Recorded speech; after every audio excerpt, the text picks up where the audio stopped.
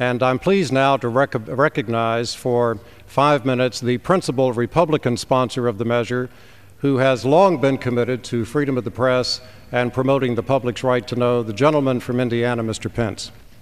The gentleman is recognized. Thank the gentleman for yielding. And I ask unanimous consent to revise and extend my remarks. Without objection. Madam Speaker, I come to the floor today in support of the Free Flow of Information Act of 2009. I do so with a profound sense of humility and with a sense of privilege about being able to come to the floor today in support of this thoughtful and bipartisan measure that may well be a lasting contribution to the vitality of liberty in this nation. The Constitution of the United States provides, Congress shall make no law abridging the freedom of speech or of the press. Not since those words were adopted has this body needed to legislate to ensure the freedom of the press. Not until today. We do so because, sadly, the free and independent press in this country is under fire. In recent years, more than 30 journalists have been subpoenaed, questioned, or held in contempt for failure to reveal their confidential sources. For a journalist, maintaining the assurance of confidentiality of a source is sometimes the only way to bring forward news of great consequence to the nation. Being forced to reveal sources chills the reporting of the news and restricts the free flow of information to the public.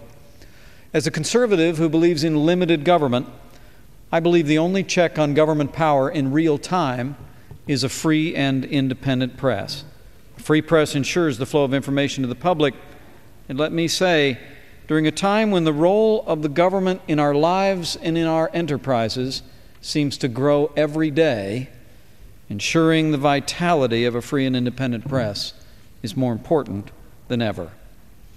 In order to maintain this charge, I co-authored the Free Flow of Information Act with my cherished colleague from Virginia, Congressman Rick Boucher. I'd like to take a moment to thank my partner in this legislation. He's truly the gentleman from Virginia. For over 4 years, we've worked on this issue in a spirit of bipartisanship. Rick Boucher is a champion of the First Amendment. It's been my great privilege to work with him.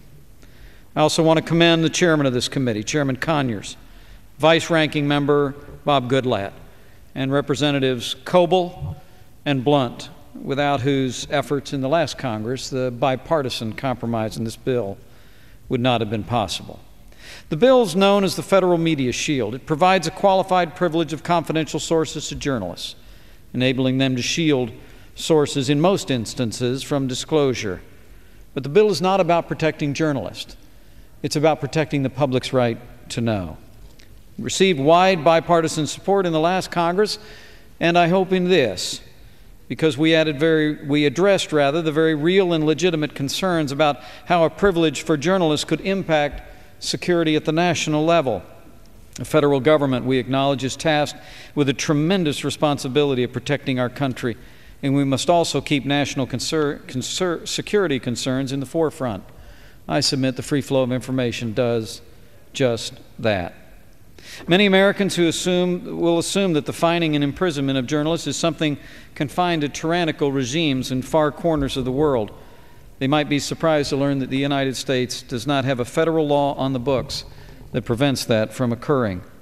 More than 3/4 of states' attorney generals have written Congress in support of this legislation. In fact, 49 states and the District of Columbia had already recognized a journalist's privilege to protect confidential sources.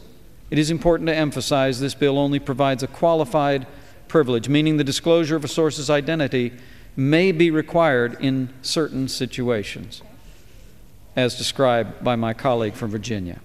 With this, I close. Long ago, Thomas Jefferson warned, quote, "Our liberty cannot be guarded but by the freedom of the press, nor that limited without danger of losing it." Jefferson's words ring into this chamber today. The passage of the Free Flow of Information Act, I believe, is necessary and consistent with that charge, to not only to explicitly but to fully provide for the freedom of press of our nation and protect the liberty of future generations.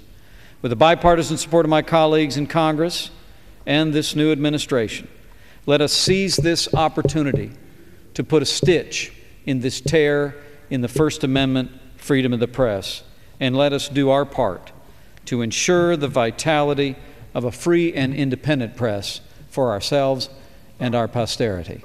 I urge my colleagues to join me and our bipartisan support for the Free Flow of Information Act of 2009.